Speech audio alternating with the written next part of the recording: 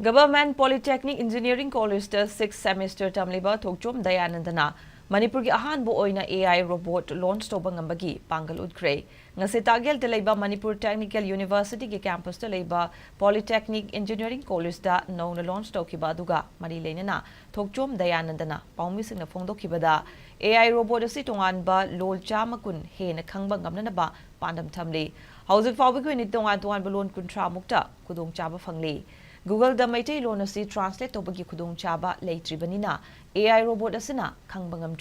adubo Maitai Lon asi su ngangbangam nanabagi khudong chaba athubada fangalagani AI robot asi mioi baga interaction tauba ngamhanbata natana mi masak khangba ngamhali mioi amana question hangba matamda second manga taradi late hoiri adubo internet ningthina fangba mafamdadi mioi amaga wangangnaba ngami haiki AI robot asi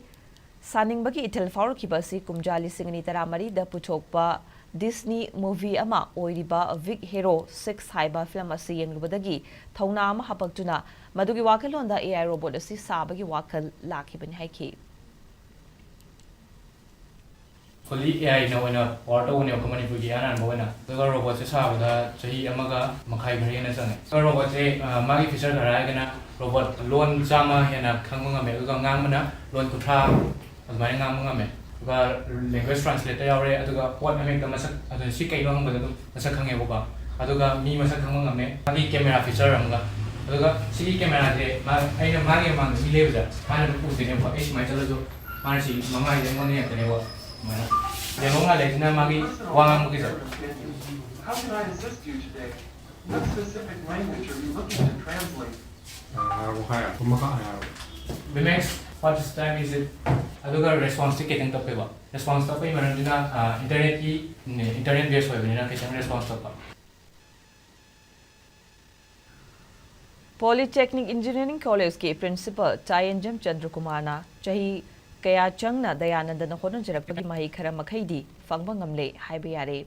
robotic feature gi matang da hena khangna na ba makha na mahi tamtha ningbagi wakhalon leibana mayamna suma ki mai asibu singtha duna ahen ba pungning thogat minase haiba wafam sing phongdukhi initiatives da kuna encouragement objabani adugi sorkam khara delay ri ma overcome torkani and the near future the khanje the hujumaki di mayam su wiramne alex kaiba alexa kan le adumaki performance makti yogi adu mana initial stage mana as a student of diploma mana honorable ribisi ai ne ya appreciate tawi amusu akoi polytechnic site gi su appreciate tawi adu ai da sunga ma su discussion tawi da ma si robotic kari da future study tawge na ma plan tawi hai adu we wish all the best